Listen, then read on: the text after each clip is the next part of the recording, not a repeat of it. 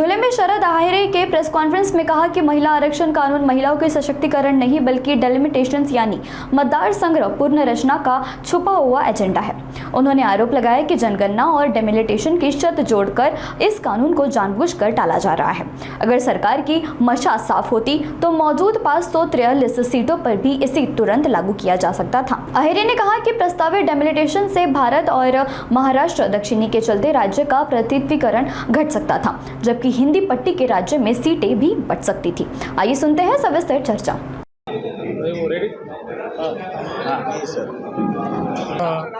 महिला जनता पार्टी ज्या पद्धतीने काँग्रेस पक्षाला टार्गेट करून काँग्रेस पक्षाने विरोध केला, अशा पद्धतीचा जनतेमध्ये गैरसमज पसरवती, परंतु हे धातांत खोटं आहे।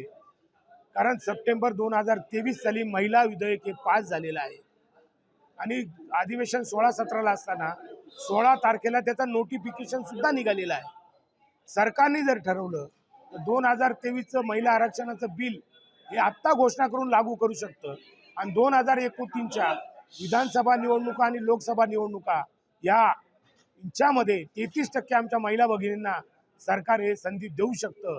परंतु सरकार याच्यामधून पळ काढतंय। ते पळ या ठिकाणी जे काही डिलिमिटेशन आपण ज्याला म्हणतो, मतदारसंघाची पुनर्रचना यापासून करतंय। कारण मतदारसंघाची जर पुनर्रचना झाली, ज्या पद्धतीने उत्तर भारतामध्ये सगळ्यात जास्त सीट वाढतील आणि दक्षिण भारतातल्या काही ठिकाणी सीट्स या कमी होतील। गोव्यासारख्या राज्याला 2 खासदार आहे, तिथं एकच खासदार होईल आणि अनेक राज्यांमध्ये हे खासदार कमी होतील, ज्यामुळे या ठिकाणी उत्तर भारत आणि दक्षिण भारत हा संघर्ष देशामध्ये सुरू होईल आणि परत देशामध्ये अराजकता माजू शकते। आणि म्हणून काँग्रेस पक्षाने विरोध केलेला आहे। काँग्रेस पक्षाने ज्या पद्धतीने 2011चा सेन्सेस तुम्ही घेता याला विरोध आहे। कारण नवीन जनगणना जे आपल्या 2023ला ज्यावेळेस हे बिल पास केलं तेव्हा जे ठरलेलं आहे का 2026 पर्यंत झालेली जनगणना आणि कास्ट सेन्सेस जात निहाय जनगणना याचा आधार घेऊन आपण या ठिकाणी मतदारसंघाची पुनर्रचना करा।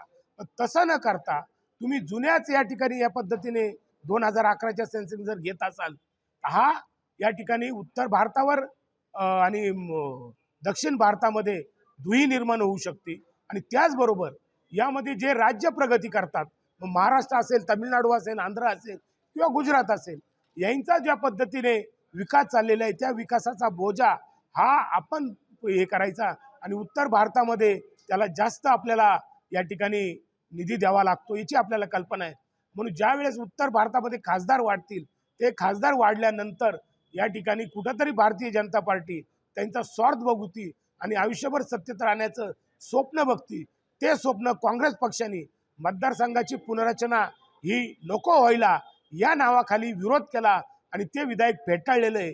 आणि म्हणून काँग्रेस पक्ष म्हणतो 2023 साली जे महिला विधेयक आपण पास केलेले ते त्वरित लागू करा आणि आमच्या महिला भगिनींना या ठिकाणी न्याय द्या। खरंच जर तुम्हाला महिलांबद्दल आस्था असेल, प्रेम असेल आणि त्यांना सत्तेत यावं असं तुम्हाला वाटत असेल तर 2023च्या निकषानुसार त्या कायद्यानुसार आपण या ठिकाणी महिलांना आरक्षण द्यावं, हे त्यांना आव्हान आम्ही काँग्रेस पक्षाच्या वतीने करतो।